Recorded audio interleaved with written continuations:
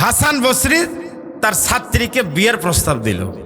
বাংলাদেশে অনেক প্রতিষ্ঠান দেখা যায় 40 বছর বয়স, শিক্ষকের বয়স 12 বছরের ছাত্রী নিয়ে লাপাত্তা হয়ে গেছে। এরকম হয় কি না? কিছু চরিত্রহীন লম্পট এরকম কিছু শিক্ষক আছে।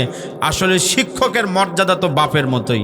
এরা শিক্ষক না, এরা হলো লুচ্চা। জোরে বলেন কথা ঠিক কিনা? এরকম কিছু লুচ্চা অনেক আমরা মাঝে মাঝে আমরা খোঁজ পাই। হাসান বসরি রাবেয়া বসরিকে বিয়ার প্রস্তাব দেওয়ার কারণ হলো রাবেয়া বসরির এত ইবাদত ছিল, ইবাদতের খবর শুনে হাসান বসরি রাবেয়াকে বিয়ার প্রস্তাব দিল। কারণ হাসরের ময়দানে অনেক সময় দেখা যাবে অনেক মানুষ, অনেক আপনি স্বামী কিন্তু আপনার বিবির ইবাদত এত বেশি ছিল যার জন্য আপনার আগে আল্লাহ আপনার বউয়ের হাতে জান্নাতের টিকিট দিয়ে দিবেন। যাদের বউ ভালো, যখন আল্লাহ পাক তার আমল দেখে দেখবেন যে হ্যাঁ এই মহিলাকে জান্নাত দেওয়া যায়, তখন আল্লাহ জান্নাতের একটা টিকিট দিবেন। জান্নাতের টিকিট পাওয়ার পরে বউ আপনার ভালো, কিন্তু আপনি নামাজ কালাম এগুলো একটু মাঝে মাঝে দিছেন, তখন বউ আল্লাহ বলবে, আল্লাহ দুনিয়াতে আমি একা ছিলাম না, আল্লাহ তুমি আমাকে একটা টিকিট দিলে, আর এক টিকিটে কয়জন যাওয়া যায়? একটা ঢাকার টিকিট কাটছেন গাড়িতে, আপনার কয়জন উঠতে দিবে? একজন না দুইজন? তা আল্লাহ আমি দুনিয়াতে যে স্বামীর সঙ্গে সুখে দুঃখে 50 বছর কাটালাম, আর আজকে আমি আমার সুখের দিনে আমার স্বামীকে রেখে আমি একলা জান্নাতে যাবো, আল্লাহ আমার দরকার নাই, আপনার টিকিট আল্লাহ আপনি ফেরত দেন তো, আল্লাহ আমার এই এক টিকিট লাগবে না। আল্লাহ তখন বলবে, আমার বান্দি শোন, আমি দুনিয়ার মানুষের মতো আমি বেন্না না রে, আমি আল্লাহর দেওয়ার রেকর্ড আছে, তবে ফেরত নেওয়ার আমার রেকর্ড নাই। আল্লাহু আকবার বলেন। কি চাস বল? এমন সময় স্ত্রী বলবে, আল্লাহ হয় একটা নেন, নতুবা আর একটা টিকিট দেন, আমার স্বামীকে নিয়ে আমি জান্নাতে যেতে চাই। ওই সময় আল্লাহ রাব্বুল আলামিন আর একটা টিকিট দিবেন। এবার স্বামী স্ত্রীকে আল্লাহ বলবেন, একজন আরেকজনের হাত ধরো। একজন আরেকজনের হাত ধরবে, আল্লাহ বলবেন এবার দুইজন দুইজনের চোখের দিকে তাকাও। স্বামী স্ত্রী উভয়ের চোখের দিকে তাকাইবে। আল্লাহ বলবে, এবার দুইজন মিলে একটা হাসি দাও। স্বামী স্ত্রী মিলা যখন হাসি দিবে, আল্লাহ বলবে, যাও দুইজন মিলাই জান্নাতে যাও। আল্লাহু আকবার বলেন। হাসান বসরি বিয়ার প্রস্তাব দিছেন, আর কারণ চেহারা খুব ভালো কিন্তু না। রাবেয়া বসরির ঠোঁটটা মোটা ছিল, আগে এক জায়গায় বিয়াও হয়েছিল, গায়ের রং ছিল কালো, বিয়ার প্রস্তাব দিয়েছিল কারণ রাবেয়া মহিলাটা ছিল একজন ভালো, এত নেককার, যার কারণে হাসান বসরি চিন্তা করেছে দুনিয়াতে আমি যা ইবাদত বন্দেগী করেছি, এই ইবাদত দিয়ে যদি আমি জান্নাতে যাইতে না পারি, রাবেয়া যদি জান্নাতে যায়, আর রাবেয়াকে আমি যদি বউ হিসাবে যদি আমি তাকে যদি বউ হিসাবে গ্রহণ করতে পারি, তাহলে রাবেয়া যদি আমার ব্যাপারে আল্লাহর কাছে সুপারিশ করে, আল্লাহ হয়তো রাবেয়ার কথা শুনে আমাকেও জান্নাত দিতে পারে।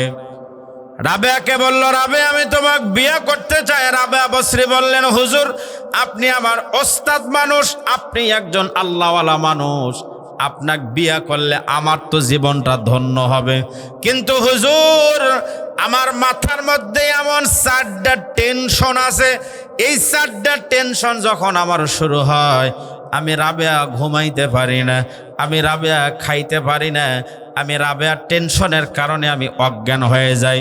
হুজুর এই টেনশন নিয়ে আমি আপনাকে বিয়ে করে আমি কেমনে আনন্দ করব?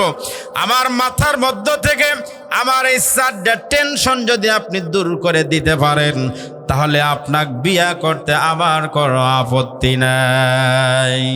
এই 4টা টেনশন কি একটু আপনারা শুনবেন? এই 4টা টেনশন দূর করলে আমি আপনাকে বিয়ে করব।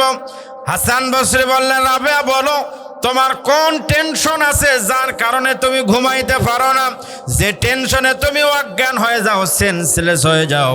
রাবেয়া বললেন, হুজুর 1 নাম্বার টেনশন হলো আমি যখন এই দুনিয়া থেকে বিদায় নিব, আমি বিদায় বেলায় ইমান নিয়ে কবরে যাইতে পারবো কি পারবো না, এটা হলো আমার 1 নাম্বার টেনশন। এই দুনিয়া থেকে আমি যখন বিদায় নিব, বিদায় বেলায় ইমান নিয়ে কবরে যাইতে পারবো কি পারবো না হুজুর, এই কথা মনে হলে আমি রাবেয়া ঘুমাইতে পারি না, টেনশনে অস্থির হয়ে যায়, আপনি আমাকে এই গ্যারান্টি আপনি দিয়া বলতে পারবেন রাবেয়া কোনো টেনশন করা লাগবে না, আমি গ্যারান্টি দিলাম তুমি ঈমান নিয়ে কবরে যাইতে পারবা। হুজুর এই টেনশন কি আপনি আমার দূর করতে পারবেন? আচ্ছা এটা কি গ্যারান্টি দেওয়া সম্ভব? এটা কি লাইট পাচ্ছেন আপনি আর ফ্যান পাচ্ছেন? লাইট ফ্যানের গ্যারান্টি হয়, কিন্তু আপনি ঈমান নিয়ে যাবেন না এটার কোনো গ্যারান্টি আছে? হুজুর আমি ঈমান নিয়ে কবরে যাইতে পারবো কি পারবো না, আপনি আমাকে কি গ্যারান্টি দিয়ে বলতে পারবেন? রাবেয়া টেনশন না, আমি গ্যারান্টি দিলাম তুমি ঈমান নিয়ে যাও। হাসান বসরি বললেন রাবেয়া আমি কেমনে গ্যারান্টি দিব, আমি নিজে ঈমান নিয়ে কবরে যাইতে পারবো কি না এই গ্যারান্টি তো আমার নিজের কাছেই তো নাই, আমার নিজের গ্যারান্টি নাই, আমি আবার আরেকজনে কেমনে গ্যারান্টি দিব? রাবেয়া বসরি বললেন হুজুর আমার 2 নাম্বার টেনশন, আপনি একটা টেনশন দূর করতে পারলেন না, আর আছে কয়টা টেনশন? এই 3টা টেনশন দূর করতে পারলেও বিয়ে হবে, অসুবিধা নাই। আবার 2 নাম্বার টেনশন হলো আমাকে যখন কবরের মধ্যে যখন রাখা হবে, কবরের মধ্যে রাখার পর কবরের মধ্যে মুনকার নাকির আসার পরে 3টা প্রশ্ন করবে। কয়টা প্রশ্ন? 1 নাম্বার মান রব্বুকা, 2 নাম্বার ওয়ামান নাবিয়ুকা, 3 নাম্বার ওয়ামা দীনুকা।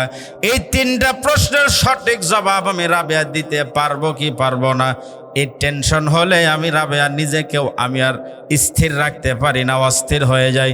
হুজুর আপনি কি আমাকে গ্যারান্টি দিয়ে বলতে পারবেন রাবেয়া টেনশন নাই? আমি গ্যারান্টি দিয়ে বললাম তুমি কবরের 3টা প্রশ্নের সঠিক জবাব তুমি দিতে পারবে। এই গ্যারান্টি আপনি আমাকে দেন, এই গ্যারান্টি দেওয়া কি সম্ভব?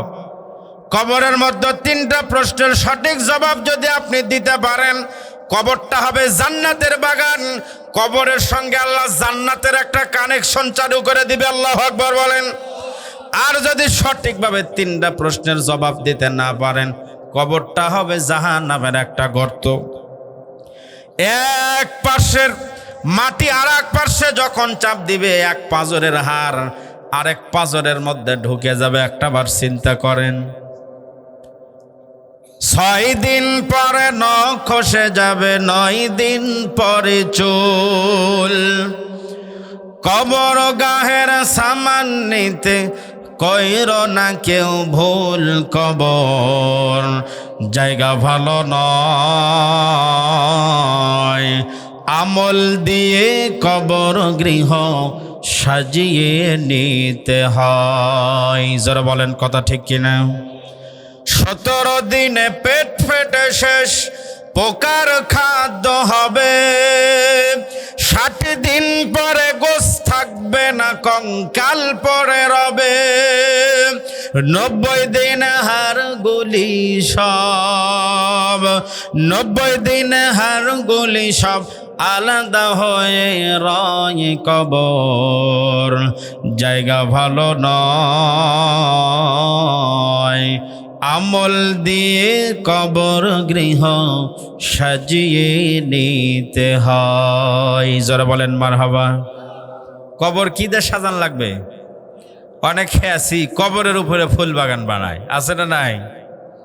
আপনি একদিন যায়েন এই বগুড়া ভাই পাগলা গোরস্থান আছে না, আমি তো ওখানে রমজানে খতম তারাবি পড়াই। তো বিকেলবেলায় আসরের নামাজের পরে আসর থেকে মাগরিব পর্যন্ত পুরা গোরস্থান আমি চক্কর দিই আর কোরআন শরীফ পড়ি। তো দেখি কিছু কবর, এত সুন্দর বাগান, টাইলস, লক্ষ লক্ষ টাকা খরচ করে কবরের উপরে এমন সুন্দর সুন্দর টাইলস লাগাইছে, ফুল বাগান করছে। চিন্তা করি আরে কিছুই লাগবে না পাগল, এই মাটির উপরে যে লোক যত ভালো কাজ করবে এই মাটির নিচে তত ভালো থাকতে পারবে। মাটির উপরে ভালো কাজ করেন, মাটির নিচে যাবেন, কোনো টেনশন নাই।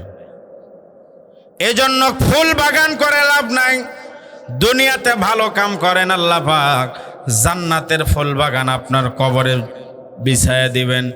এজন্য আসুন, হাসান বসরিকে বলল হুজুর আমার 2 নাম্বার টেনশন হলো আমাকে কবরের মধ্যে যখন প্রশ্ন করবে আমি কি সঠিক প্রশ্নের জবাব দিতে পারবো 3টার? হাসান বসরি বললেন রাবেয়া আমি বলতে পারবো না, আমি নিজেই জবাব দিতে পারবো কিনা গ্যারান্টি তো আমারই নাই। তাহলে 4টা টেনশনের 2টা টেনশন আপনি দূর করতে পারলেন না, আর মাত্র আছে কয়টা? এই 2টা প্রশ্নের জবাব যদি এই 2টা টেনশন যদি দূর করে দিতে পারেন, আপনাকে বিয়ে করব, আপত্তি নাই। আবার 3 নাম্বার টেনশন হলো, আমি যখন দুনিয়া ছেড়ে বিদায় নিব, হাসরের ময়দানে আল্লাহ রাব্বুল আলামিন দুনিয়ার সমস্ত মানুষকে এক জায়গায় করবেন। আল্লাহ রাব্বুল আলামিন দুনিয়ার সমস্ত মানুষকে 2টা দলে ভাগ করবেন। কয়টা দলে ভাগ করবেন? এই 2 দলের নাম কি কি? একটা আওয়ামী লীগ নাকি, আর একটা বিএনপি। যে 2টা দল হবে, ওই 2টা দলের পরিচয় আল্লাহ কোরআনে দিয়েছেন। আল্লাহ বলেন, ফারিকুন ফিল জান্নাতি ওয়া ফারিকুন ফিস সাঈর। আল্লাহু আকবার জোরে বলেন। একটা দল হবে জান্নাতি, আর একটা দল হবে জাহান্নামী। এই দুনিয়াতে 14 দল, 20 দল, আওয়ামী লীগ, বিএনপি, জাতীয় পার্টি, জামাত, জাসদ, বাসদ, হেফাজত, সরমনায়, কত দুনিয়াতে দল আছে, ওয়াহাবি, সুন্নি। এই যে দুনিয়াতে এত দল, হাসরের ময়দানে এত দল হবে না। দল হবে কয়টা? একটা জান্নাতীদের দল, আর একটা দল হবে জাহান্নামীদের দল। হুজুর আপনি একটু বলেন তো, হুজুর আমি কোন দলে আমি থাকব? আমি কি জান্নাতীদের দলে থাকবো না জাহান্নামীদের দলে থাকবো? আমি এই টেনশন হলে হুজুর আমি আর নিজেকে ধরে রাখতে পারি না। আপনি কি গ্যারান্টি দিয়ে বলতে পারবেন, রাবেয়া টেনশন করো না, আমি গ্যারান্টি দিলাম তুমি জান্নাতীদের দলে থাকবা? এই গ্যারান্টি দিলাম। এটা কি সম্ভব? হাসান বসরি বললেন, রাবেয়া আমি তো নিজেই জানি না আমি কোন দলে থাকবো। তাহলে 4টা টেনশনের 3টার সঠিক উত্তর পাইল না। আর আছে হলো কয়টা? আপনি যদি একটা প্রশ্নের জবাবও যদি দিতে পারেন, তাহলেও আপনাকে বিয়ে করব, অসুবিধা নাই। রাবেয়া বললেন, হুজুর আমার 4 নাম্বার যে টেনশন, আল্লাহ রাব্বুল আলামিন জাহান্নামের উপর একটা ব্রিজ বানিয়েছেন। ব্রিজটার নাম কি একটু বলেন আপনারা? জাহান্নামের উপরে ব্রিজের নাম হলো ফুলসিরাত। ওই ফুলসিরাত যিনি পার হতে পারবে উনি যাবে জান্নাতে। ফুলসিরাতকে মোটা না চিকন? কেমন চিকন? চুলের চাইতে চিকন হবে ফুলসিরাত। আমাবস্যার রাতের চাইতে অন্ধকার, খুরের চাইতে হবে ধারালো। এই যে ফুলসিরাত, আমি কি ফুলসিরাত পার হয়ে জাহান্নাম পাড়ি দিয়ে কি জান্নাতে যেতে পারবো? হুজুর আপনি আমাকে গ্যারান্টি দিয়ে বলতে পারবেন? আচ্ছা আপনারা বলেন তো, ওই জায়গায় খালি হাসান বসরি না হয়ে আমাদের এই বাঙালি বাবা যেগুলা পাওয়া যায়, এই বাংলাদেশের ছালা বাবা, চট বাবা, জট বাবা, পাগলা বাবা, খেতা বাবা আছে না নাই? এগুলা যদি হতো, এরা কি বলতে পারবো না? পারবো না মানে ওদের কাছে ফুলসিরাত মানে অনটুর ব্যাপার। বাংলাদেশে মুসলমানের 1 শ্রেণী জাহান্নামে যাবে, এর বাপের সংখ্যা বেশি হওয়ার কারণে। সম্মানিত ভাইরা আমার, হাসান বসরি ভালো মানুষ দেখে বললেন আমার পক্ষে সম্ভব নয়। কিন্তু ভণ্ড বাবারা যদি হয়তো বলতো অসুবিধা নাই। বাংলাদেশে এমনও বাবা পাওয়া যায় গোসল করে না 2 বছর হলো, চুলের মধ্যে জট, দাড়ির মধ্যে জট, ওর নাম হলো জট বাবা। গোসল না করতে চুল এমন জট লাগছে মনে হচ্ছে পুরাতন খেজুরের গাছ। ওই চুলের ভিতরে প্রথমে আগে উকুনি থাকিছিল, পরে এলে উকুন প্রমোশন পায় সার পোকা হয়ে গেছে, তারপরেও কাটে না, কারণ কাটলে তো ব্যবসা শেষ। সম্মানিত ভাইরা আমার, আমি আপনাদেরকে বোঝানোর জন্য বলতেছি, ফুলসিরাত কোনো বাবার ক্ষমতা আছে পার করা? না নিজের আমল দা পার হওয়া লাগবে? নবীও পার করে দিবে না, নিজের আমল দিয়েই ফুলসিরাত পার হওয়া লাগবে। হাসান বসরি বললেন, রাবেয়া পারলাম না। হাসান বসরি বলল, রাবেয়া বিয়া করতে চাইছিলাম, কিন্তু বিয়ার স্বাদ একবারে তুমি মিঠে দিছো, আমার আর সম্ভব না। এলে তোমার থেকে শুনে আমার আর টেনশন আবার নতুন করে আবার শুরু হলো। তাহলে বলেন তো আমাদের টেনশন আছে না নাই? জান্নাত জাহান্নাম ফুলসিরাত কবর হাসর টেনশন হয় কি না? এই যে টেনশন আছে, তাহলে দুনিয়ার মধ্যে টেনশন থাকলে ওই লোকটা কোনো দিন সফল হতে পারে না। 2 নাম্বার, সফল হওয়ার জন্য আমি বলছিলাম সফল হতে কয়টা জিনিস লাগে? 3টা। 1 নাম্বার, টেনশন থাকা যাবে না। 2 নাম্বার, সফল হওয়ার জন্য শর্ত হলো ভয় থাকা যাবে না। কি থাকা যাবে না? ভয় আছে না? নাই, সবারই আছে। যার পজিশন যত উপরে তার ভয় তত বেশি। সকলের ভয় আছে। ওবায়দুল কাদেরের মতো মানুষ ভয়ে পায়খানার মধ্যে 1 ঘন্টা পালিয়েছিল। তাহলে ভয় সবারই আছে, আমাদের অন্তরেও ভয় আছে। 3 নাম্বার, সফল হওয়ার জন্য 3 নাম্বার শর্ত হলো আপনার মন যা চায়, যখন যা চায় আপনি তাই করতে পারবেন। মন যা চায় তাই সম্ভব হবে। আচ্ছা বলেন তো, এই দুনিয়াতে যখন যা মন চায় তা কি করা যায়? এই করা যায়? এই দুনিয়াতে আমার আপনার চাহিদার মধ্যে একটা চাহিদা হলো কেউ বুড়া হতে চাই না। আমরা সবাই নিজেকে একটু যৌবন ধরে রাখতে চাই। আমার পাশে সম্মানিত সভাপতি মহোদয় আছেন। এই সভাপতি সাহেব একদিন আমার মতো চ্যাংড়া মানুষ ছিল। একদিন আমি যদি হায়াত যদি আমার থাকে, আমি 60 বছর আমার বয়স যদি আল্লাহ আমার কপালে লিখে থাকে, তাহলে 60 বছরে গেলে কি আমার চুল দাড়ি কাঁচাই থাকবে না পাকে যাবে? পাকে যাবে। আচ্ছা, এই যারা দাড়ি যারা রাখে না, যারা রাখেন না মন খারাপ করেন না। আবার দাড়ি না রাখার কোনো ব্যাখ্যা আপনাদের জানা আছে কি না আমার জানা নাই। তবে আমি মনে করি দাড়ি রাখে না এর একটাই কারণ হলো চাচা চাচা মনে হবে, এই জন্যে দাড়ি ফালায় দেয়। আচ্ছা আপনারা বলেন তো, দাড়ি ফালাইলে কি বুড়ো হওয়া লাগে না? দাড়ি ফালাইলেন আর আপনি চ্যাংড়া হচ্ছেন। বয়স হলে আপনি দাড়ি রাখেন আর ফালান, আপনাকে মুরব্বি হওয়াই লাগবে, আপনাকে বৃদ্ধ হওয়াই লাগবে। আপনাকে দুনিয়াতে চাহিদা হলো যৌবনকাল ধরে রাখা, কিন্তু পারি না। এক সময় মুরব্বি হয়ে যায়। আপনাদের ভিতরে অনেক মানুষ ছিল, আমরা শুনেছি আগের মানুষ হাঁটাই এখান থেকে বগুড়া যাইতো, ব্যাপারই ছিল না। এখন হাঁটা যায় নাকি? ওই মুরব্বিরাই যারা এক সময় এই লয়াপাড়া থেকে ভালসন থেকে বগুড়া হেঁটে যাইতো, সকালে যাইতো বিকেলে আসতো। এখন যদি বলা হয় চাচা অত দূর না, আপনি খালি ইন্দুখুর বাজার জানতো, পারবি না। তাহলে বোঝা গেল যৌবনকাল এক সময় বিদায় নাই, ধরে রাখা যায় না। 2 নাম্বার, আমার আপনার জীবনের চাহিদা হলো এই দুনিয়াতে কেউ মরতে চায় না। সহজে কেউ মরতে চায়? কেউ মরবে চায় না। একটা উদাহরণ দিলে ভালো বুঝবেন। এক মহিলার স্বামী হলো প্যারালাইসিসের রোগী। তো সন্ধ্যাবেলায় স্বামীকে সকালে বের করে সন্ধ্যায় ঘরে উঠাই। তো সন্ধ্যার সময় মাগরিবের সময় স্বামী বলতেছে তাড়াতাড়ি আমাকে ঘরে উঠাও। 2টা ছোট ছোট বাচ্চা। এক বাচ্চা বলতেছে যে আমার তাড়াতাড়ি জুতো দিয়ে আমাকে পা পরিষ্কার করে ঘরে উঠাও। আরেক বাচ্চা বলতেছে আমি পায়খানা করছি, কাপড় নষ্ট হয়ে গেছে, তাড়াতাড়ি আমাকে পরিষ্কার করে দাও। মুরগি আসছে সন্ধ্যার সময়, মাগরিবের সময় এসে কক কক লাগাই দিছে, তার মানে তাড়াতাড়ি মুরগি উঠাও আমাকে। হাঁস এসে খ্যাস খ্যাস, ছাগল এসে ভ্যা ভ্যা শুরু করছে, ওই দিক থেকে গরু হাম্বা হাম্বা। এই মহিলা চিন্তা করে আমি এখন যামু কোন দিকে? স্বামী একদিক, ছেলে পেলে একদিকে, হাঁস মুরগিও ডাকে, গরু বাছুর পর্যন্ত ডাকে। এই দুনিয়া আর ভালো লাগে না। আমি একা মানুষ, এগুলাই দুনিয়ার ভালো লাগে না। দুনিয়া আমার তিতে হয়ে গেছে। আজরাইল দুনিয়াত এত মানুষকে দেখতে পারে, আমাকে চোখে পড়ে না। এই কথা বলে, বুঝলেন, এই কথা বলে রাতের বেলায় যে ঘরে ঘুমাই ওই ঘরের পাশেই একটা বলদ গরু বান্ধে দেখে।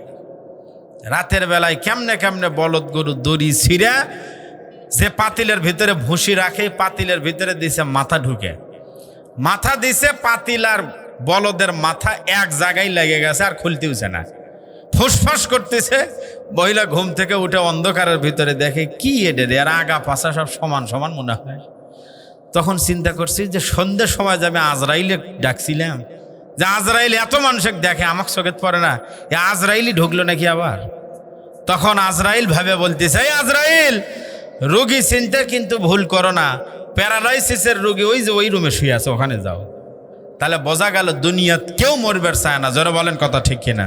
এই যে এই মাইকে আমি যে ওয়াজ করতেছি, এই মাইকে যদি আজকে সন্ধ্যা 7টার সময় যদি আজরাইল আসতো, আজরাইল এসে বলতো আমি আজরাইল বলছি, এই লয়াপাড়ার এই মাহফিলে যারা যারা ঢুকবে শুধু তারাই জীবন নিয়ে বাঁচতে পারবে।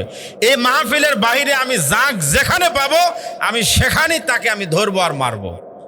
এই গ্রামের লয়াপাড়ার লোকের জায়গাই হতো না, অন্য গ্রামের লোক আগে এসে মাঠ ভর্তি। আল্লাহ নবীর একজন সাহাবী নাম আব্দুল্লাহ ইবনে হুযায়ফা, সুন্দর চেহারাওয়ালা একজন যুবক। হযরত ওমর রাদিয়াল্লাহু তাআলা আনহু যখন ক্ষমতার মসনদে, খেলাফতের মসনদে যখন দ্বিতীয় খলিফা হযরত ওমর, সরাসরি যে যুদ্ধর কাফেলা পাঠানো হয়েছিল রোমের বিরুদ্ধে যুদ্ধ করার জন্য, ওই কাফেলার সেনাপতি বানায়া দিল আব্দুল্লাহ ইবনে হুযায়ফাকে। বানায় দিয়া বলল, আব্দুল্লাহ যাও, রোমের বিরুদ্ধে যুদ্ধ করার জন্য তোমাকে সেনাপতি বানায় পাঠায়া দিলাম, যাও।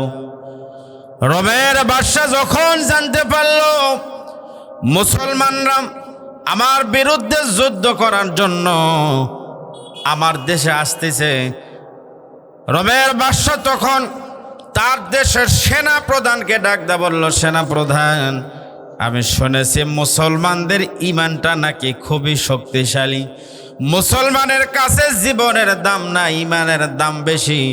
এটা আমি বিশ্বাস করি না, আমি এইটুক পরীক্ষা করে দেখতে চাই আসলে মুসলমানের কাছে জীবনের দাম বেশি না ঈমানের দাম বেশি। এজন্য মুসলমানরা যারা যুদ্ধ করার জন্য আসে, এই যুদ্ধে বিজয় পরাজয় এটা আমার দরকার নাই। এই যুদ্ধের মধ্যে যে মুসলমানগুলো আসবে, এই জীবিত মুসলমানকে আমার রাজ দরবারে উপস্থিত করানো লাগবে। আমি একটু পরীক্ষা করে দেখতে চাই আসলে মুসলমানরা কি ঈমানকে প্রাধান্য দেয় না জীবনকে প্রাধান্য দেয়।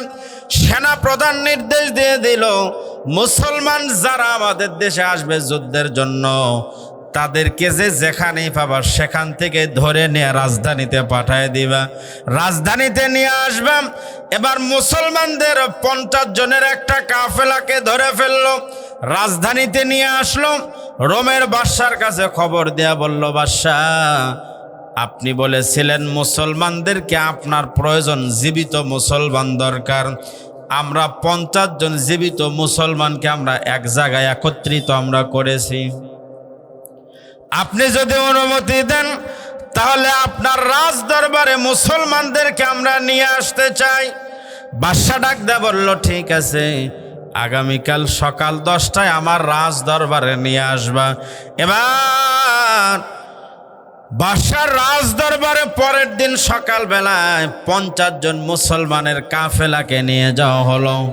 বাদশা এবার দেখলো মুসলমান 50 জন। বাদশা চিন্তা করলো, এই 50 জনের মধ্যে যে লিডার আছে, এই লিডারকে যদি হাত করা যায়, তার অটোমেটিক সাথীরা সঙ্গীরাও আমার আয়ত্তে আসবে। কিন্তু আগে লিডারে কি করা লাগবে?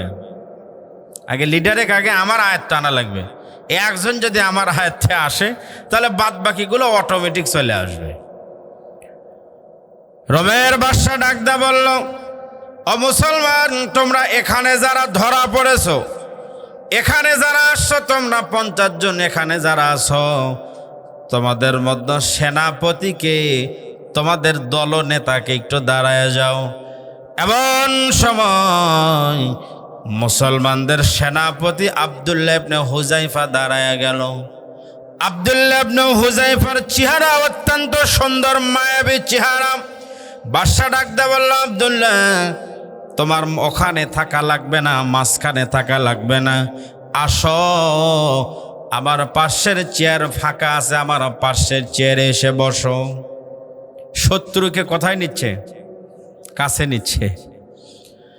আব্দুল্লাহ ইবনে হুযায়ফাকে কাছে টেনে নিল, পাশের চেয়ারে বসায় দিয়ে বলল, রে আব্দুল্লাহ, তুমি কি জানো তোমার ভাগ্য কত ভালো? অনেক দেশের রাজা বাদশারা পর্যন্ত আমার পাশে বসতে চায়, কিন্তু সাহস পায় না। তাদের নসিবে এত ভাগ্য এত ভালো হয়নি এখনো আমার পাশে বসতে পারে। রাজা বাদশারা পর্যন্ত সিরিয়ালে অপেক্ষায় থাকে আমার পাশে বসার জন্য, কিন্তু পারে না। আর তুমি আমার শত্রু হওয়ার পরেও আমার পাশের চেয়ারে তোমার বসার সুযোগ হলো। একটাবার একটু চিন্তা করে দেখেন তো, নেতার পাশে বসলে কর্মীর মশান বাড়ে না কমে? নেতার সাথে খালি যদি সেলফি তুলবার মানে চান্স পায়, নেতার সঙ্গে একটা খালি সেলফি নিছে, ও রে গরম বাবা রে। ও যদি ভালসুন বাজারে যা চা খায়, ওর থেকে বিল চাওয়া কঠিন। যদি বিল চায়, আমাকে চিনিস, আমি কোন দলের লোক, বেশি কথা বলে তোর দোকানই বন্ধ করে দেবো রে। গাড়ির চড়ছে, আর ভাড়া চাইলে আর মশান বেড়ে যায়, কয় ভাড়া লিব। বেশি ভাড়া করলে অটো কিন্তু কি চাকা পাঞ্চার হয়ে যাবি, না গায়েব হয়ে যাবি। এরকম মশান ছিল কিনা ধরে বলেন। এই জন্য নেতার পাশে যদি একটু বসতে পারে মশান বাড়ে। আব্দুল্লাহ ইবনে হুযায়ফাকে বলল, আব্দুল্লাহ তুমি কি জানো তোমার ভাগ্য কত ভালো, তুমি আমার পাশের চেয়ারে বসে আছো। ওই মজমার মধ্যে রোম সম্রাটের দরবারে যারা ছিল, রাজ দরবারে, ওরা খেয়াল করে কি ব্যাপার, বাদশার কে মাথা টাথা খারাপ হয়ে গেল। কিরে বাদশার শত্রু কাছে নিল, কারণ কি? আমরা তো মনে করছিলাম বাদশা নির্দেশ দেবে ফাঁসির, নতুবা শলিতে চড়ায় মুসলমানদেরকে চিরদিনের মতো খতম করে দিবে। কিন্তু বাদশা এমন নির্দেশ না দিয়া বাদশা তাকে কাছে ডেকে নিয়ে খোঁজ গল্প শুরু করলো। ব্যাপারটা বুঝলাম না, বাদশার কি মাথা খারাপ হয়ে গেল। রোম সম্রাট ডাকদা বলল, আব্দুল্লাহ তুমি যুবক মানুষ, তোমার চেহারা এত সুন্দর, আমি চাইছিলাম মুসলমানদেরকে হত্যা করব, তোমাকে হত্যা করব, তুমি যেহেতু সেনাপতি আগে তোমাকে মারব, কিন্তু তোমার চেহারা দেখার পরে তোমার প্রতি আমার এত মায়া জন্ম নিয়েছে, তোমার মোহাব্বত ভালোবাসা আমার অন্তরে এমনভাবে ধাক্কা দিয়েছে, আমি তোমাকে মারতেও চাই না, তোমার ভালোবাসা আমার অন্তরে এত বেশি হয়ে গেছে, আমি তোমাকে মারতে চাই না, শলিতেও চড়াইতে চাই না, ফাঁসিতেও ঝুলাইতে চাই না, আমি তোমাকে মুক্ত করতে চাই, আমি তোমাকে ভালোবাসতে চাই। আমি যে তোমাকে ভালোবাসলাম, এই ভালোবাসাটা আরো গাঢ় করতে চাই। তবে মাঝখানের একটা সমস্যা হলো, তুমি হচ্ছে মুসলমান আর আমার ধর্ম হলো খ্রিস্টান। মুসলমান আর খ্রিস্টান কোনো দিন ভালো বন্ধু হতে পারে না। পারে? আর্জেন্টিনা মেসি, অনেকে আছে মেসিক ফলো করে, এরকম আছে না নাই? বাপ মায়ের একটা লুঙ্গি কাপড় ঔষধ কেনার টাকা পায় না, আর্জেন্টিনা ভালোবাসা 20 হাত পতাকা বানায়। এরকম কিছু যুবক আছে না নাই? আচ্ছা, যতই আপনি একটা জিনিস চিন্তা করেন তো, মেসি যত বড় সফলই হোক, মেসি যাবে কোন জায়গায়? যদি ঈমান না নিয়ে মরে। ঈমান নিয়ে মরলে একদিন না একদিন জান্নাতে যাবেই। যারা বেঈমান, এরা যতই ভালো কাজ করুক, বেঈমান, ঈমান যার নাই, এই যত ভালো কাজই করুক, আর ঠিকানা কোন জায়গায়? আর যে বাচ্চা মনে করেন দুনিয়াতে 1 সেকেন্ড জীবিত ছিল, কিন্তু মুসলমানের ঘরে ঈমানের হালতে দুনিয়াতে আসছে, এই বাচ্চার একটা দাম আছে না নাই? কারণ এই বাচ্চার দাম হলে বাচ্চার কি আছে? ঈমান ছিল, ঈমান নিয়ে কবরে গেছে। এজন্য সফল হলো যার মধ্যে ঈমান আছে। বাদশা ডাকদা বলল, আব্দুল্লাহ তোমার প্রতি আমার এত মায়া বেড়ে গেছে, আমি তোমাকে ফাঁসিতে চড়াইতে চাই না, আমি তোমাকে ফাঁসিতে ঝুলাইব না, আমি তোমাকে আরো ভালোবাসবো। তুমি যদি শুধুমাত্র তোমার ভিতরে যে ঈমান আছে, তুমি যদি মুসলমানের কালিমাটা তুমি যদি বাদ দিতে পারো, আল্লাহ নবীকে মানা যদি বাদ দাও, তাহলে আমার পক্ষ থেকে তোমার জন্য 3টা পুরস্কার আছে। কয়টা পুরস্কার? তুমি যদি কেবলমাত্র তোমার ঈমানটা তুমি যদি বাদ দিয়ে আমার ধর্মে আসতে পারো, একজন মুসলমানের কাছে সবচাইতে মূল্যবান জিনিসের নাম কি? তুমি যদি তোমার ঈমান ইসলাম ধর্ম বাদ দিয়া আমার খ্রিস্টান ধর্ম যদি মানতে পারো, তাহলে তোমাক আমার পক্ষ থেকে 3টা বড় বড় পুরস্কার দেওয়া হবে। 1 নাম্বার পুরস্কার হলো, তুমি যে জেলখানার মধ্যে বন্দী হয়ে আছো, আমি তোমাকে ভালোবাসবো, আর ভালোবাসার মানুষ জেলখানায় বন্দি থাকবে, এটা কোনো দিন মেনে নেওয়া যায় না। আমি দেশের প্রধান, আমি যদি তোমাকে ভালোবাসি, তোমার জেলখানায় থাকা লাগবে? আপনার 17 বছর দেখলাম বহু মানুষ, নিরপরাধ মানুষ, শুধুমাত্র অন্যায়ের সঙ্গে আপোষ না করার কারণে বছরের পরে বছর, যুগের পরে যুগ জেলখানায় বন্দি থাকা লাগছে। জোরে বলেন কথা ঠিক কিনা? অনেক চোর বাটপার স্বার্থের কাছে, স্বার্থের কারণে চুরি করা, বাটপারি, মানুষ মারা, সন্ত্রাসী কর্মকাণ্ড সব করেছে, কিন্তু শুধুমাত্র সিলটা ওই মার্কা থাকার কারণে সকালবেলা ঢুকলে বিকেলবেলায় বাইর হয়েছে। কিন্তু বহু আলেম সমাজ চিনে না ককটেল কাকে বলে, কয় ককটেল মারছে, খেরে ককটেলই তো চিনে না। ছিল বগুড়ায় মামলা হয়েছে, ঢাকা আগুন ধরায় দিছে, এগুলো ছিল কি না? সম্মানিত ভাইরা আমার, একটু মনোযোগ দিয়ে শোনেন। আব্দুল্লাহকে বলল, আব্দুল্লাহ তুমি যদি তোমার ধর্ম বাদ দিয়া আমার ধর্মে তুমি যদি আসতে পারো, তাহলে তোমাকে জেলখানা থেকে আমি মুক্ত করে দিব। 1 2 নাম্বার পুরস্কার হলো, আমার যে বিশাল রোম সাম্রাজ্য দেখতেছ, ওই জামানার সবচাইতে পাওয়ারফুল রাষ্ট্র বর্তমান যেমন আমেরিকা, ওই জামানার সবচাইতে পাওয়ারফুল রাষ্ট্র হলো রোম। আমার এই বিশাল রোম সাম্রাজ্যের অর্ধেক মালিকানা আমি তোমার হাতে আমি লিখে দিব। আর 3 নাম্বার পুরস্কার হলো, তুমি তোমার মুসলমানের ধর্ম বাদ দেওয়ার কারণে যখন আমার ধর্মে আসবা, তোমার জন্য ধর্ম পরিবর্তন করার পরে নিজের এলাকায় যাওয়াটা নিরাপদ হবে না।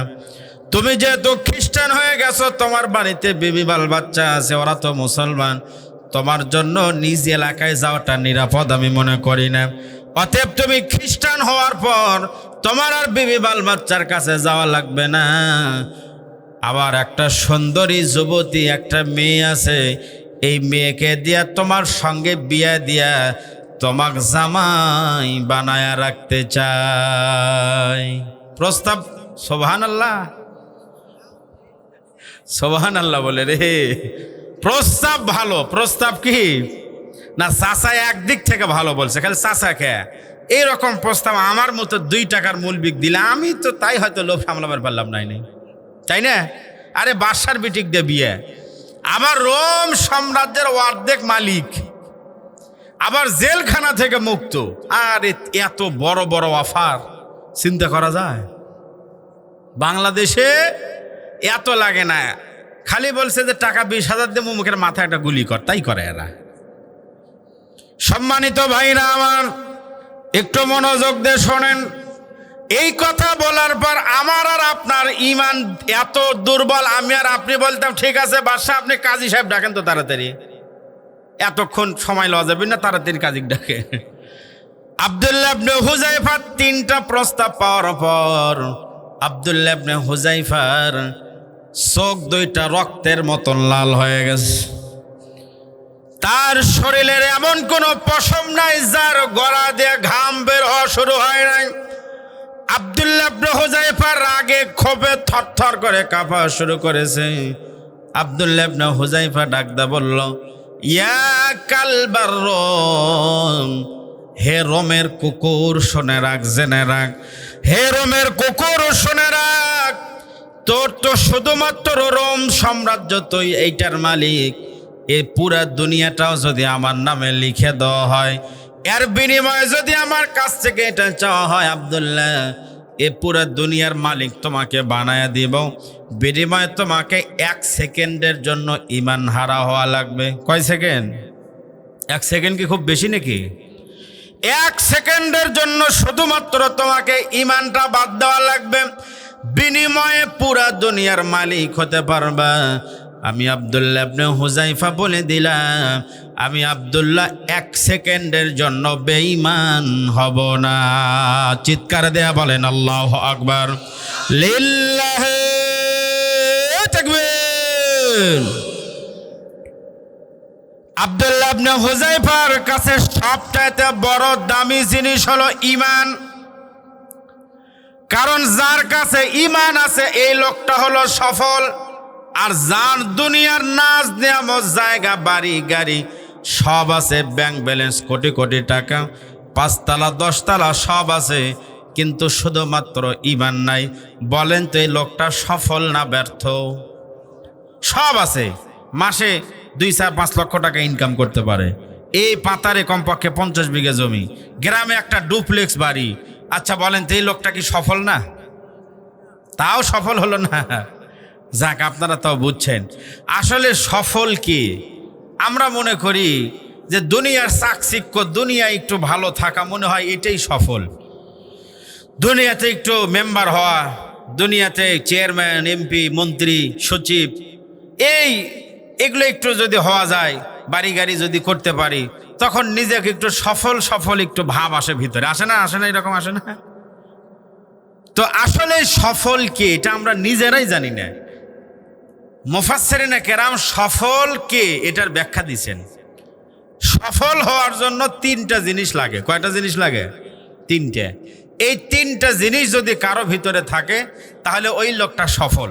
আর যদি কারো ভিতরে না থাকে তাহলে যতই বাড়ি গাড়ির মালিক হোক, ওই লোক সফল না, ও হলো ব্যর্থ মানুষ। এই 3টা জিনিস থাকলে সফল। আচ্ছা, কোন 3টা জিনিস থাকলে সফল এটা কি আপনারা শুনতে চান? আপনারা কি মন খারাপ করতেছেন নাকি? 3টা জিনিসটা দেওয়া হচ্ছে না, আরেকটা করেন। এখন তো আরো বাংলাদেশে সহজ হয়ে গেছে। কিছুদিন আগে হাইকোর্টে কি হয়ে গেছে, এই আইন পাশ হয়ে গেছে, কেউ যদি দ্বিতীয় বিয়ে করতে চায়, প্রথম বইয়ের আর অনুমতি নেওয়ার কি নাই দরকার। সামর্থ্য থাকলে আপনি বিয়ে করেন, সমস্যা নাই। কিন্তু বাংলাদেশের সিস্টেম হলো, কেউ যদি 2টে বিয়ে করে, একটা থাকে হলো 5 তালাত, আরেকটা থাকে 5 তালাত। আমি কি ভুল বললাম? এই বাংলাদেশের সমস্যা হলো, এরা বিয়ে করলে প্রথমটা ভাত পাইল কি না, কাপড় আছে না নাই খোঁজ লওয়ার সময় নাই। দ্বিতীয়টা নিয়ে কোনোদিন কক্সবাজার, কোনোদিন মানে কুয়াকাটা, কোনোদিন মালদ্বীপ, কখন কোন জায়গায় যাচ্ছে। মানে ওই যে একটা গাছতলাত আর একটা কি 5 তলাত। তো যাই হোক, হাসান বসরি তার ছাত্রীকে বিয়ের প্রস্তাব দিল। বাংলাদেশে অনেক প্রতিষ্ঠান দেখা যায়, 40 বছর বয়স, শিক্ষকের বয়স, 12 বছরের ছাত্রী নিয়ে লাপাত্তা হয়ে গেছে। এরকম হয় কি না? কিছু চরিত্রহীন লম্পট এরকম কিছু শিক্ষক আছে। আসলে শিক্ষকের মর্যাদা তো বাপের মতোই। এরা শিক্ষক না, এরা হলো লুচ্চা। জোরে বলেন কথা ঠিক কিনা? এরকম কিছু লুচ্চা অনেক আমরা মাঝে মাঝে আমরা খোঁজ পাই। হাসান বসরি রাবেয়া বসরিকে বিয়ার প্রস্তাব দেওয়ার কারণ হলো, রাবেয়া বসরির এত ইবাদত ছিল, ইবাদতের খবর শুনে হাসান বসরি রাবেয়াকে বিয়ার প্রস্তাব দিল। কারণ হাসরের ময়দানে অনেক সময় দেখা যাবে অনেক মানুষ, আপনি স্বামী, কিন্তু আপনার বিবির ইবাদত এত বেশি ছিল যার জন্য আপনার আগে আল্লাহ আপনার বউয়ের হাতে জান্নাতের টিকিট দিয়ে দিবেন। যাদের বউ ভালো, যখন আল্লাহ পাক তার আমল দেখে দেখবেন যে হ্যাঁ এই মহিলাকে জান্নাত দেওয়া যায়, তখন আল্লাহ জান্নাতের একটা টিকিট দিবেন। জান্নাতের টিকিট পাওয়ার পরে বউ আপনার ভালো, কিন্তু আপনি নামাজ কালাম এগুলি একটু মাঝে মাঝে দিছেন, তখন বউ আল্লাহ বলবে, আল্লাহ দুনিয়াতে আমি একা ছিলাম না, আল্লাহ তুমি আমাকে একটা টিকিট দিলে, আর এক টিকিটে কয়জন যাওয়া যায়? একটা ঢাকার টিকিট কাটছেন গাড়িতে, আপনার কয়জন উঠতে দিবে? 1জন না 2জন? তা আল্লাহ আমি দুনিয়াতে যে স্বামীর সঙ্গে সুখে দুঃখে 50 বছর কাটালাম, আর আজকে আমি আমার সুখের দিনে আমার স্বামীকে রেখে আমি একলা জান্নাতে যাবো, আল্লাহ আমার দরকার নাই, আপনার টিকিট আল্লাহ আপনি ফেরত দেন তো, আল্লাহ আমার এই এক টিকিট লাগবে না। আল্লাহ তখন বলবে, আমার বান্দি শোন, আমি দুনিয়ার মানুষের মতো আমি বেন্না না রে, আমি আল্লাহর দেওয়ার রেকর্ড আছে, তবে ফেরত নেওয়ার আমার রেকর্ড নাই। আল্লাহু আকবার বলেন। কি চাস বল? এমন সময় স্ত্রী বলবে, আল্লাহ হয় একটা নেন, নতুবা আর একটা টিকিট দেন, আমার স্বামীকে নিয়ে আমি জান্নাতে যেতে চাই। ওই সময় আল্লাহ রাব্বুল আলামিন আর একটা টিকিট দিবেন। এবার স্বামী স্ত্রীকে আল্লাহ বলবেন, একজন আরেকজনের হাত ধরো। একজন আরেকজনের হাত ধরবে, আল্লাহ বলবেন, এবার দুইজন দুইজনের চোখের দিকে তাকাও। স্বামী স্ত্রী উভয়ের চোখের দিকে তাকাইবে। আল্লাহ বলবে এবার দুইজন মিলে একটা হাসি দাও। স্বামী স্ত্রী মিলা যখন হাসি দিবে আল্লাহ বলবে যাও দুইজন মিলাই জান্নাতে যাও। আল্লাহু আকবার বলেন। হাসান বসরি বিয়ার প্রস্তাব দিছেন, আর কারণ চেহারা খুব ভালো কিন্তু না। রাবেয়া বসরির ঠোঁটটা মোটা ছিল, আগে এক জায়গায় বিয়াও হয়েছিল, গায়ের রং ছিল কালো। বিয়ার প্রস্তাব দিয়েছিল কারণ রাবেয়া মহিলাটা ছিল একজন ভালো, এত নেককার, যার কারণে হাসান বসরি চিন্তা করেছে দুনিয়াতে আমি যা ইবাদত বন্দেগী করেছি এই ইবাদত দিয়ে যদি আমি জান্নাতে যাইতে না পারি, রাবেয়া যদি জান্নাতে যায় আর রাবেয়াকে আমি যদি বউ হিসাবে যদি আমি তাকে যদি বউ হিসাবে গ্রহণ করতে পারি, তাহলে রাবেয়া যদি আমার ব্যাপারে আল্লাহর কাছে সুপারিশ করে আল্লাহ হয়তো রাবেয়ার কথা শুনে আমাকেও জান্নাত দিতে পারে। রাবেয়াকে বলল রাবেয়া আমি তোমাকে বিয়ে করতে চাই। রাবেয়া বসরি বললেন হুজুর আপনি আমার ওস্তাদ মানুষ, আপনি একজন আল্লাহওয়ালা মানুষ, আপনাকে বিয়ে করলে আমার তো জীবনটা ধন্য হবে, কিন্তু হুজুর আমার মাথার মধ্যে এমন 4টা টেনশন আছে, এই 4টা টেনশন যখন আমার শুরু হয় আমি রাবেয়া ঘুমাইতে পারি না, আমি রাবেয়া খাইতে পারি না, আমি রাবেয়ার টেনশনের কারণে আমি অজ্ঞান হয়ে যাই। হুজুর এই টেনশন নিয়ে আমি আপনাকে বিয়ে করে আমি কেমনে আনন্দ করব? আমার মাথার মধ্য থেকে আমার এই 4টা টেনশন যদি আপনি দূর করে দিতে পারেন তাহলে আপনাকে বিয়ে করতে আমার কোনো আপত্তি নাই। এই 4টা টেনশন কি একটু আপনারা শুনবেন? এই 4টা টেনশন দূর করলে আমি আপনাকে বিয়ে করব। হাসান বসরি বললেন রাবেয়া বলো তোমার কোন টেনশন আছে যার কারণে তুমি ঘুমাইতে পারো না, যে টেনশনে তুমি অজ্ঞান হয়ে যাও, সেন্সলেস হয়ে যাও? রাবেয়া বললেন হুজুর 1 নাম্বার টেনশন হলো আমি যখন এই দুনিয়া থেকে বিদায় নিব, আমি বিদায় বেলায় ইমান নিয়ে কবরে যাইতে পারবো কি পারবো না, এটা হলো আমার 1 নাম্বার টেনশন।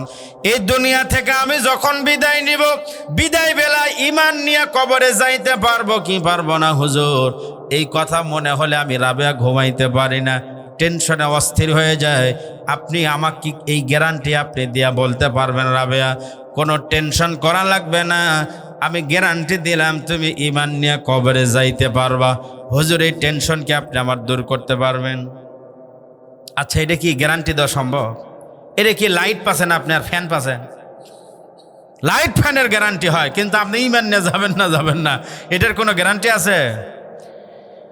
হুজুর আমি ইমান নিয়ে কবরে যাইতে পারবো কি পারবো না, আপনি আমাকে কি গ্যারান্টি দিয়ে বলতে পারবেন? রাবেয়া টেনশন না, আমি গ্যারান্টি দিলাম তুমি ইমান নিয়ে যাবো। হাসান বসরি বললেন রাবেয়া আমি কেমনে গ্যারান্টি দিব, আমি নিজে ইমান নিয়ে কবরে যাইতে পারবো কি না এই গ্যারান্টি তো আমার নিজের কাছেই তো নাই, আমার নিজের গ্যারান্টি নাই, আমি আবার আরেকজনে কেমনে গ্যারান্টি দিব? রাবেয়া বসরি বললেন হুজুর আমার 2 নাম্বার টেনশন, আপনি একটা টেনশন দূর করতে পারলেন না, আর আছে কয়টা টেনশন? এই 3টা টেনশন দূর করতে পারলেও বিয়ে হবে, অসুবিধা নাই। আবার 2 নাম্বার টেনশন হলো আমাকে যখন কবরের মধ্যে যখন রাখা হবে, কবরের মধ্যে রাখার পর কবরের মধ্যে মুনকার নাকির আসার পরে 3টা প্রশ্ন করবে। কয়টা প্রশ্ন? 1 নাম্বার মান রব্বুকা, 2 নাম্বার ওয়ামান নাবিয়ুকা, 3 নাম্বার ওয়ামা দীনুকা। এই 3টা প্রশ্নের সঠিক জবাব আমি রাবেয়া দিতে পারবো কি পারবো না, এই টেনশন হলে আমি রাবেয়া নিজেকেও আমি আর স্থির রাখতে পারি না, অস্থির হয়ে যাই। হুজুর আপনি কি আমাকে গ্যারান্টি দিয়ে বলতে পারবেন রাবেয়া টেনশন নাই? আমি গ্যারান্টি দিয়ে বললাম তুমি কবরের 3টা প্রশ্নের সঠিক জবাব তুমি দিতে পারবে। এই গ্যারান্টি আপনি আমাকে দেন, এই গ্যারান্টি দেওয়া কি সম্ভব? কবরের মধ্যে 3টা প্রশ্নের সঠিক জবাব যদি আপনি দিতে পারেন, কবরটা হবে জান্নাতের বাগান, কবরের সঙ্গে আল্লাহ জান্নাতের একটা কানেকশন চালু করে দিবে। আল্লাহু আকবার বলেন। আর যদি সঠিকভাবে 3টা প্রশ্নের জবাব দিতে না পারেন, কবরটা হবে জাহান্নামের একটা গর্ত। এক পাশের মাটি আর এক পাশে যখন চাপ দিবে, এক পাঁজরের হাড় আরেক পাঁজরের মধ্যে ঢুকে যাবে। একটা বার চিন্তা করেন, 6 দিন পরে নখ খসে যাবে, 9 দিন পরে চুল। কবর গাহের সামান নিতে কইর না কেউ ভুল, কবর জায়গা ভালো নয়। আমল দিয়ে কবর গৃহ সাজিয়ে নিতে হয়। যারা বলেন কথা ঠিক কিনা? 17 দিনে পেট ফেটে শেষ, পোকার খাদ্য হবে। 60 দিন পরে গোশ থাকবে না, কঙ্কাল পরে রবে। 90 দিন হাড় গুলি সব, 90 দিন হাড় গুলি সব আলাদা হয়ে রয় কবর জায়গা ভালো নয়। আমল দিয়ে কবর গৃহ সাজিয়ে নিতে হয়। যারা বলেন মারহাবা। কবর কি দিয়ে সাজান লাগবে? অনেকে আছি কবরের উপরে ফুল বাগান বানায়, আছে না নাই? আপনি একদিন যায়েন এই বগুড়া ভাই পাগলা গোরস্থান আছে না, আমি তো ওখানে রমজানে খতম তারাবি পড়াই। তো বিকেল বেলায় আসরের নামাজের পরে আসর থেকে মাগরিব পর্যন্ত পুরা গোরস্থান আমি চক্কর দিই আর কোরআন শরীফ পড়ি। তো দেখি কিছু কবর, এত সুন্দর বাগান, টাইলস, লক্ষ লক্ষ টাকা খরচ করে কবরের উপরে এমন সুন্দর সুন্দর টাইলস লাগাইছে, ফুল বাগান করছে। চিন্তা করি আরে কিছুই লাগবে না পাগল, এই মাটির উপরে যে লোক যত ভালো কাজ করবে এই মাটির নিচে তত ভালো থাকতে পারবে। মাটির উপরে ভালো কাজ করেন, মাটির নিচে যাবেন, কোনো টেনশন নাই। এজন্য ফুল বাগান করে লাভ নাই। দুনিয়াতে ভালো কাম করেন, আল্লাহ পাক জান্নাতের ফুল বাগান আপনার কবরে বিছায়া দিবেন। এজন্য আসুন, হাসান বসরিকে বলল, হুজুর আমার 2 নাম্বার টেনশন হলো, আমাকে কবরের মধ্যে যখন প্রশ্ন করবে আমি কি সঠিক প্রশ্নের জবাব দিতে পারবো 3টার? হাসান বসরি বললেন, না ভাই আমি বলতে পারবো না, আমি নিজেই জবাব দিতে পারবো কিনা গ্যারান্টি তো আমারই নাই। তাহলে 4টা টেনশনের 2টা টেনশন আপনি দূর করতে পারলেন না, আর মাত্র আছে কয়টা? এই 2টা প্রশ্নের জবাব যদি এই 2টা টেনশন যদি দূর করে দিতে পারেন, আপনাকে বিয়ে করব, আপত্তি নাই। আবার 3 নাম্বার টেনশন হলো, আমি যখন দুনিয়া ছেড়ে বিদায় নিব, হাসরের ময়দানে আল্লাহ রাব্বুল আলামিন দুনিয়ার সমস্ত মানুষকে এক জায়গায় করবেন।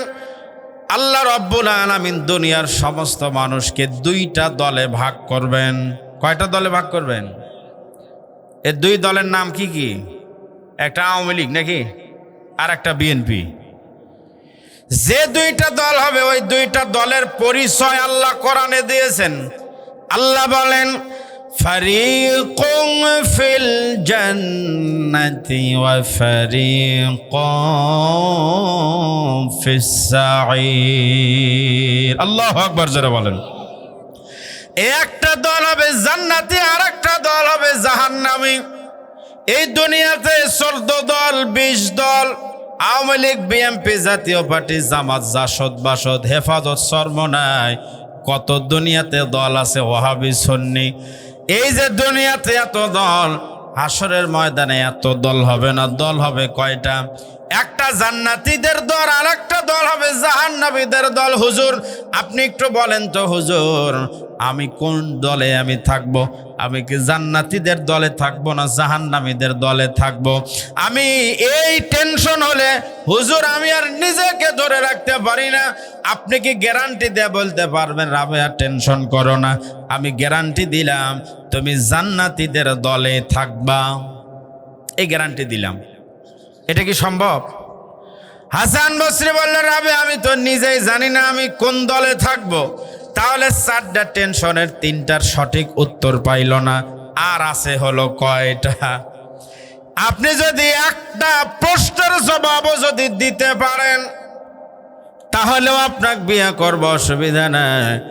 রাবেয়া বললেন, হুজুর আমার 4 নাম্বার যে টেনশন, আল্লাহ রাব্বুল আলামিন জাহান্নামের উপর একটা ব্রিজ বানিয়েছেন। ব্রিজটার নাম কি একটু বলেন আপনারা? জাহান্নামের উপরে ব্রিজের নাম হলো ফুলসিরাত। ওই ফুলসিরাত যিনি পার হতে পারবে উনি যাবে জান্নাতে। ফুলসিরাতকে মোটা না চিকন? কেমন চিকন? চুলের চাইতে চিকন হবে ফুলসিরাত। আমাবস্যার রাতের চাইতে অন্ধকার, খুরের চাইতে হবে ধারালো।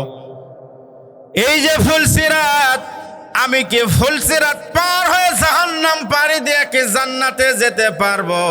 হুজুর আপনি আমাকে গ্যারান্টি দিয়ে বলতে পারবেন? আচ্ছা আপনারা বলেন তো, ওই জায়গায় খালি হাসান বসরি না হয়ে আমাদের এই বাঙালি বাবা যেগুলা পাওয়া যায়, এই বাংলাদেশের সালা বাবা, চট বাবা, জট বাবা, পাগলা বাবা, খেতা বাবা আছে না নাই? এগুলা যদি হতো এরা কি বলতে পারবো না? পারবো না মানে ওদের কাছে ফুলসিরাত মানে অনটুর ব্যাপার। বাংলাদেশে মুসলমানের এক শ্রেণী জাহান্নামে যাবে এর কেন বাপের সংখ্যা বেশি হওয়ার কারণে। সম্মানিত ভাইরা আমার, হাসান বসরি ভালো মানুষ দেখে বললেন আমার পক্ষে সম্ভব নয়, কিন্তু ভণ্ড বাবারা যদি হয়তো বলতো অসুবিধা নাই। বাংলাদেশে এমনও বাবা পাওয়া যায় গোসল করে না 2 বছর হলো, চুলের মধ্যে জট, দাড়ির মধ্যে জট, ওর নাম হলো জট বাবা। গোসল না করতে না করতে চুল এমন জট লাগছে মনে হচ্ছে পুরাতন খেজুরের গাছ। ওই চুলের ভিতরে প্রথমে আগে উকুনই থাকিছিল, পরে এলে উকুন প্রমোশন পায় সার পোকা হয়ে গেছে, তারপরেও কাটে না, কারণ কাটলে তো ব্যবসা শেষ।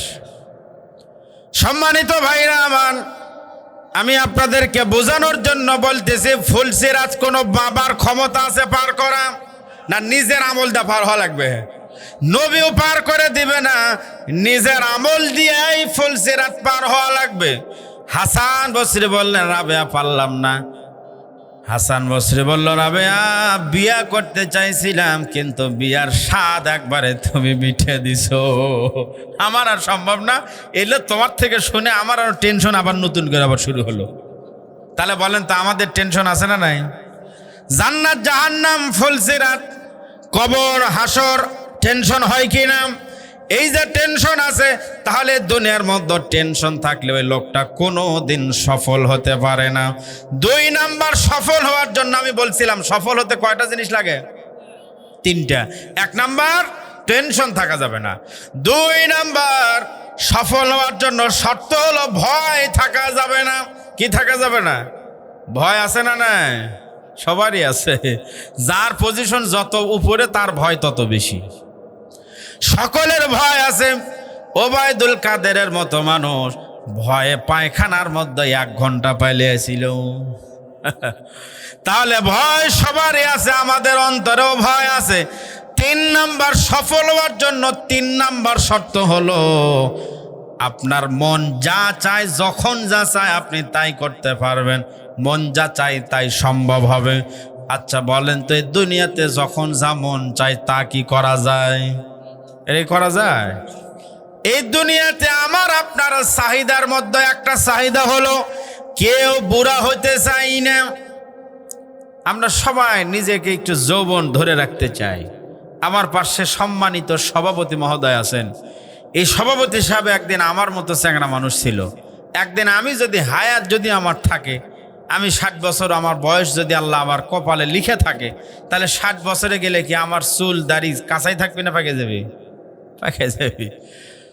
আচ্ছা এই যারা দাড়ি যারা রাখে না, যারা রাখেন না মন খারাপ করেন না। আবার দাড়ি না রাখার কোনো ব্যাখ্যা আপনাদের জানা আছে কি না আমার জানা নাই। তবে আমি মনে করি দাড়ি রাখে না এর একটাই কারণ হলো চাচা চাচা মনে হবে, এই জন্যে দাড়ি ফালায় দেয়। আচ্ছা আপনারা বলেন তো, দাড়ি ফালাইলে কি বুড়ো হওয়া লাগে না? দাড়ি ফালাইলেন আর আপনি চ্যাংড়া হচ্ছেন। বয়স হলে আপনি দাড়ি রাখেন আর ফালান, আপনাকে মুরব্বি হওয়াই লাগবে, আপনাকে বৃদ্ধ হওয়াই লাগবে। আপনাকে দুনিয়াতে চাহিদা হলো যৌবনকাল ধরে রাখা, কিন্তু পারি না, এক সময় মুরব্বি হয়ে যায়। আপনাদের ভিতরে অনেক মানুষ ছিল, আমরা শুনেছি আগের মানুষ হাঁটেই এখান থেকে বগুড়া যাইতো, ব্যাপারই ছিল না। এখন হাঁটা যায় নাকি? ওই মুরব্বিরাই যারা এক সময় এই লয়াপাড়া থেকে ভালসন থেকে বগুড়া হেঁটে যাইতো, সকালে যাইতো বিকেলে আসতো। এখন যদি বলা হয় চাচা অত দূর না, আপনি খালি ইন্দুখুর বাজার জানতে পারবি না। তাহলে বোঝা গেল যৌবনকাল এক সময় বিদায় নাই, ধরে রাখা যায় না।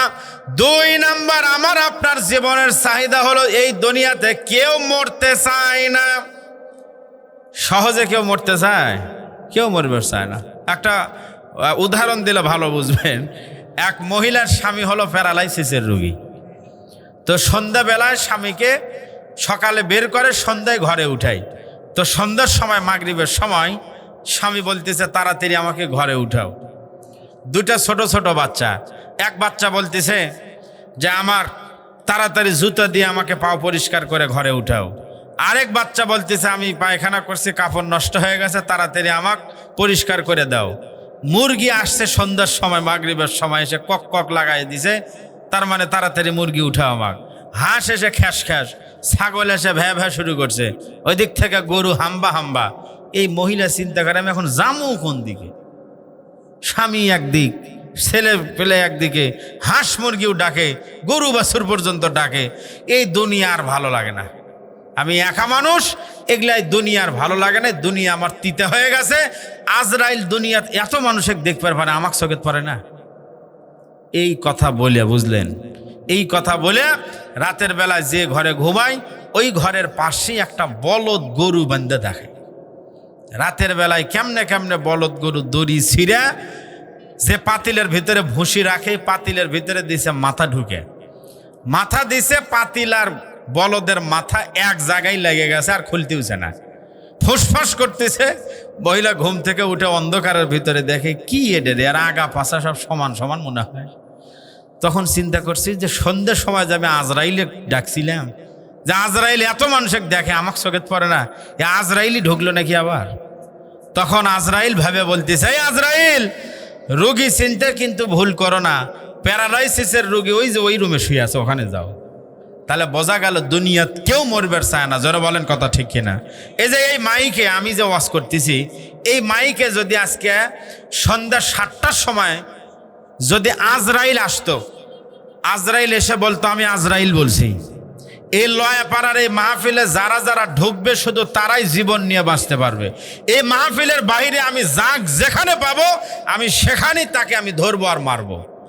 এই গ্রামের লয়াপাড়ার লোকের জায়গাই হতো না, অন্য গ্রামের লোক আগে এসে মাঠ ভরতা, ঠিক কিনা? এখনো যদি আজরাইল আসে, এসে যদি বলে যে আমি আজরাইল আসছি, ফজর পর্যন্ত 6টা পর্যন্ত বসে থাকা লাগবে। বক্তা ওয়াজ করুক আর না করুক, খিচুড়ি দিক আর না দিক, পেশাব করার জন্য বের হওয়া যাবে না। আচ্ছা বলেন তো, কেউ কি উঠবে ভয়ে? বলবে না বাবা, বাইর হলে যদি আবার আজরাইল যদি আমাকে ঠেসে ধরে আবার, এই ভয়ে প্রয়োজনে কাম নিজ দিয়ে সারবি, কিন্তু ভয়ে কেউ প্যান্ডেলের বাহিরে যাবে না। জোরে বলেন কথা ঠিক কিনা? হ্যাঁ, এটার একমাত্র কারণ হলো মরার ভয়। কিন্তু বলেন তো, মরণ এমন একটা জিনিস সময় হলে আসে কিনা? আসে না। মরণের সময় হলে কি মরণ অপেক্ষা করে? আর মরণের সময়, নির্দিষ্ট সময় মরণ আপনার কাছে আসবেই। মাইকেল জ্যাকসন 150 বছর বাঁচতে চায়, যার কারণে অক্সিজেনের বিছানায় ঘুমায়। 10 জন ডাক্তার খাবার পরীক্ষা নিরীক্ষা করে খাওয়ায়, প্রতিদিন শরীর চেক আপ করে, মানুষের সঙ্গে সরাসরি কোনোদিন হাত মিলায় না, বিভিন্ন মাধ্যম ব্যবহার করে হাত মিলায়, বুক মিলায়। মাত্র বাঁচার ইচ্ছা ছিল, 150 বছর পারে নাই, 50 বছর বয়সে মাইকেল জ্যাকসন খতম হয়ে গেছে। তাহলে বোঝা গেল এ দুনিয়ার মধ্যে আপনি যাই হন না কেন, আপনি ধনী হন, আপনি ফকির হন, আপনি গরিব হন, আপনি এমপি হন, আপনি প্রধানমন্ত্রী হন, আপনি রাষ্ট্রপতি হন, সকলের মরণ আছে না নাই? এই দুনিয়াতে সময় হলে আপনার আমার মরাই লাগবে। তাহলে দুনিয়াতে মানুষের চাহিদা ছিল মরব না, সময় হলে মরা লাগে। 3 নাম্বার চাহিদা হলো, এটা পুরুষের চাহিদা, নারীদের চাহিদা এমন না। পুরুষ এবং নারীর যেমন দেহের গঠন আলাদা, রুচিরও কিন্তু পরিবর্তন আছে। নারীদের চাহিদা আর পুরুষের চাহিদা 2 রকম। পুরুষের চাহিদা হলো সপ্তাহে না হোক, মাসে না হোক, অন্তত বছরে যদি একটা করে নতুন নতুন বিয়ে করা গেল নি। এই রে বাবা, কি রে, এটা হলো পুরুষ মানুষের চাহিদা এরকম, কিন্তু নারীদের চাহিদা হলো মৃত্যু পর্যন্ত একজন স্বামী, শুধুমাত্র তসলিমা নাসরিনের মতো ওই মালগুলো বাদ দিয়ে। নারীদের চাহিদা এক স্বামী, কিন্তু পুরুষের চাহিদা হলে এইরকম। আপনি যদি একজন 70 বছরের কোনো মুরব্বিক বা 90 বছরই ধরি, 90 বছরের কোনো মুরব্বিক ধরে যদি বলেন, দাদা দাদি তো মারা গেছে, তো কি একা একা আর কতদিন থাকবেন, বিয়ে শাদী করবেন না? এই কথা বলার পরে কোনো দাদাই জীবনে মন খারাপ করে না, খুশি হয়, বলবি লাতি তুই আমার মনের কথা কছু ভাই, তুই আমার বুকে তাই তো আমার কি আর ওই বয়স আছে? তার মানে বয়স থাকলে দাদা বিয়ে করেই ছাড়ল নি। আমি যে কথাগুলি বললাম এখন আয়াতের সঙ্গে সেটিং দিয়ে আপনাদের বুঝতে ভালো হবে। আল্লাহ রাব্বুল আলামিন কোরআনুল কারীমের মধ্যে বলেন, উদখুলুল জান্নাতা লা খাউফুন আলাইকুমুল ইয়াওমা ওয়ালা আনতুম তাহজানুন। আল্লাহু আকবার জোরে বলেন। তাহলে দুনিয়ার মধ্যে সফল হইতে যদি চান, 1 নাম্বার শর্ত ছিল টেনশন থাকা যাবে না। আল্লাহ রাব্বুল আলামিন আমাকে আর আপনাকে যখন বলবে উদখুলুল জান্নাহ, জান্নাতে যাও, জান্নাতে প্রবেশ করো, আমি আর আপনি যখন জান্নাতের মধ্যে যাব, জান্নাতে যাওয়ার পর আর কোনো টেনশন আর ভয় থাকবে না। জান্নাতে গেলে কোনো টেনশন আছে? আর কোনো টেনশন নাই। জান্নাতে গেলে না আর কোনো ভয় নাই। লা খাউফুন মানে হলো ভয় থাকবে না, ওয়ালা তাহজানুন মানে হলো কোনো টেনশন নাই। এরপরে দুনিয়ার মধ্যে মন যা চাইতো পারতাম না, আল্লাহ কোরআনের মধ্যে বলেন, ওয়ালাকুম ফিহা মা তাশতাহি আনফুসুকুম ওয়ালাকুম ফিহা মা তাদউন।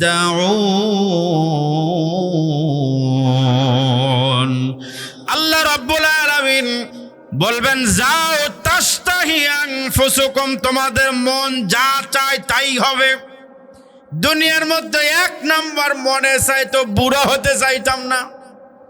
জান্নাতে কোনো বুড়া মানুষ আল্লাহ ঢুকাবেই না। কোনো বুড়া মানুষ জান্নাত পাবে নাকি?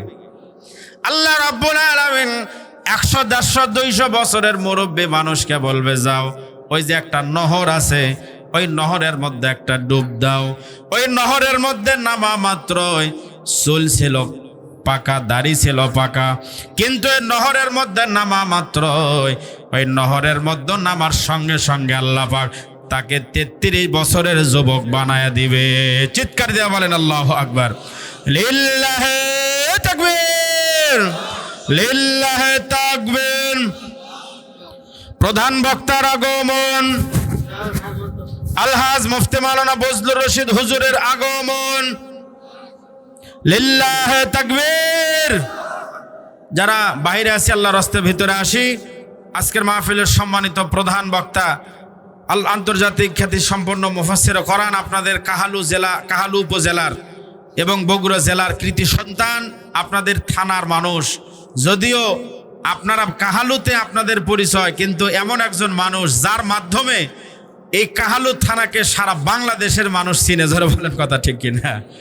শুধু বাংলাদেশ নয়, বাংলাদেশের বাহিরে যেখানেই থাকে না কেন, এক কথায় বজলুর রশিদ এই নাম বাঙালি বিশেষ করে সৌদিতে যান আর যেখানেই যান, এই ওয়াজ হুজুরের বাড়ি কাহালু, কিন্তু ওয়াজ হচ্ছে সৌদি আরব, ওয়াজ শুনতেছে ইটালি, ওয়াজ শুনতেছে মালয়েশিয়াতে বসে বসে, ঠিক কিনা? এই জন্য আজকে আপনারা এমন একজন মানুষকে পেয়েছেন। আপনারা আলহামদুলিল্লাহ। আমার প্রিয় বাবজান উপস্থিত, আপনাদের সামনে এক্ষুনি আলোচনা করবেন। আমার আলোচনা যেখানে ছিল ওখানেই শেষ। আমার অসমাপ্ত আলোচনা আমি যেখানে ওখানেই শেষ করে আপনাদের কাছ থেকে দোয়া নিয়ে বিদায় নিচ্ছি। আল্লাহ পাক আপনাদের ভালো রাখুক, সুস্থ রাখুক। আসসালামু আলাইকুম ওয়া রাহমাতুল্লাহি ওয়া বারাকাতুহু।